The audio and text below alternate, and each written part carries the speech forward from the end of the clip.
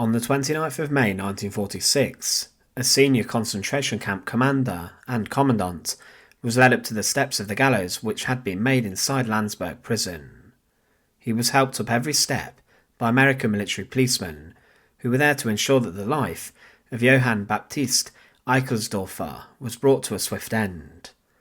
There were many commandants of the camps who were at the end of the war arrested and were put to death for being responsible for a huge number of crimes and deaths. Rudolf Höss, the commandant of Auschwitz, who built the site from the ground up, was brought back into Auschwitz on a specially built gallows for execution, and in front of a group of witnesses he was condemned.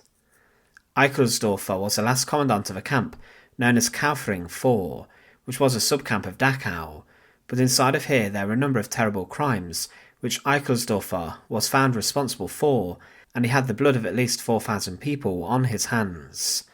Welcome to The Untold Past. To support our channel, please make sure to subscribe. Johann Baptist Eichelsdorfer was born on the 20th of January 1890 in Dachau, and he was a factory worker in his early years before he served in the First World War. He was also married and had 3 children. During World War I he served as part of the 5th Infantry Regiment, the Grand Duke Ernst Ludwig of Hesse, in the Bavarian Army, and he rose to the rank of sergeant. But as the conflict came to an end, the Treaty of Versailles reduced the German army to around 100,000 soldiers, but Eichelsdorfer was one of those who remained inside of the armed forces, and he was part of the Reichswehr, but left this in 1924 with the rank of lieutenant.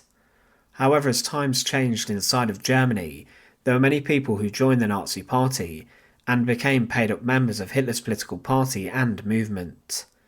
Eichelsdorfer during World War II became a member of the Wehrmacht, and he was drafted in November 1940 and was then moved to work in heavy load transport for the army.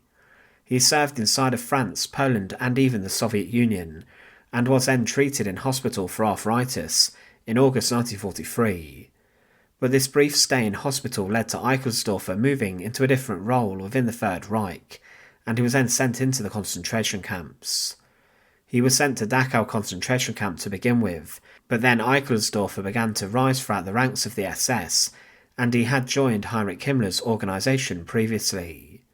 He trained inside of the Augsburg-Pfersee subcamp, and was then in August 1944 moved to the Kaufering subcamp complex of Dachau, and he rose to the head of Kaufering 8 subcamp.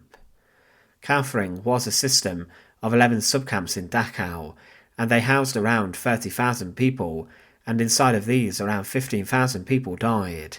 Many prisoners were deported to Kaufering to create 3 huge underground bunkers which would be safe from Allied heavy bombing, and inside these bunkers and tunnels the Messerschmitt Me-262 was planned to be built and produced there, and Hitler believed that this jet fighter would change the course of the war. Kaufering was the largest site of Dachau's subcamps, and it was divided into different parts. Johann Baptist Eichelsdorfer was made the commandant of Kaufering IV, and this was designated as a sick camp. It was a place where prisoners who were too ill and weak to work, and who were suffering heavily were sent, and they were not given any medical care or treatment, and whilst here doctors conducted sadistic experiments upon the suffering inmates.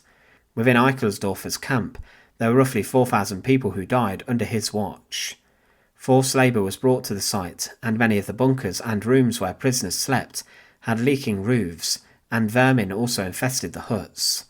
Prisoners had to sleep on the floor in straw, and Kaufering was said to have had the worst conditions of any other camps within the Dachau network. The prisoners were forced to work incredibly hard, and many were driven to their deaths.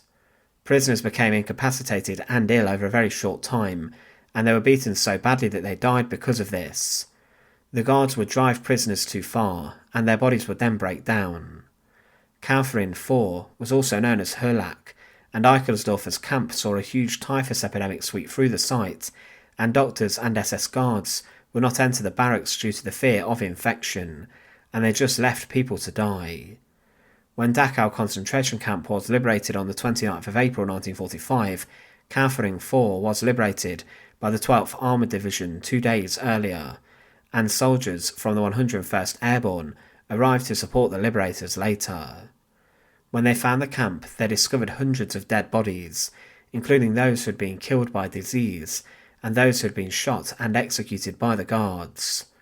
It was also found that some of the barracks were burned down, and in one freight car on a train, the guards opened the doors and they found hundreds of dead bodies inside.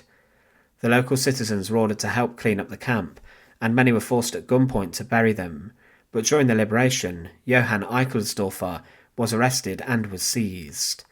He was then photographed standing amongst the dead and posed in this manner, and people were allowed to insult Eichelsdorfer as he was said to have been a beast and a brute. It was found that days before liberation that the SS guards had killed hundreds of sick, wounded and other prisoners, and that this had brought the death toll higher. Eichelsdorfer had presumably ordered this, or he had received orders from SS higher-ups to do this.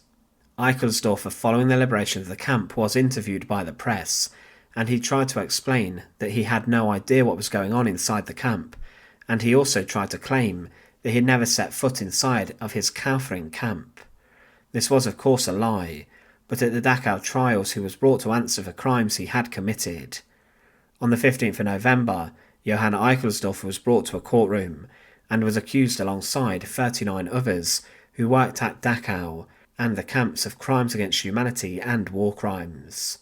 He was defended by Captain Darwin Niles, and he argued that Eichelsdorfer was transferred from the Wehrmacht to the concentration camps without any say, and that he was forced to go and work inside of the camps. His defender tried to make it out that Eichelsdorfer was a sick and old man who had no capacity to run a camp, but surviving inmates testified otherwise, and they said that Eichelsdorfer was seen beating and battering prisoners himself. On the 13th of December 1945, Johann Eichelsdorfer was convicted as a war criminal, and he was sentenced to death.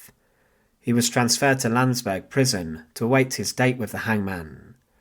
Eichelsdorfer was, on the 29th of May 1946, brought out from his prison cell, and he was informed that his time had come for his execution.